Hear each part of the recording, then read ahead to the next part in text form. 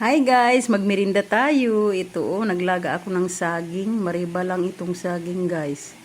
Saka malagkit-lagkit. Masarap itong nabili kong saging. Medyo malagkit. At saka medyo matamis na rin. Pero naglagay pa rin ako ng honey.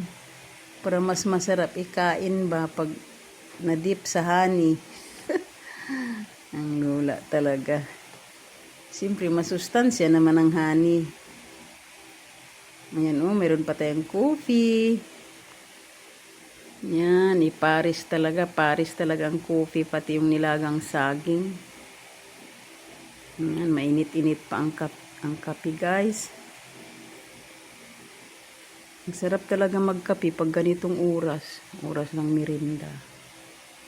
Merienda tayo. Ayan guys, sana nagustuhan yung ating video for today. Thank you so much guys for watching. I love you guys. Abangan ang susunod pa natin mga videos. Thank you.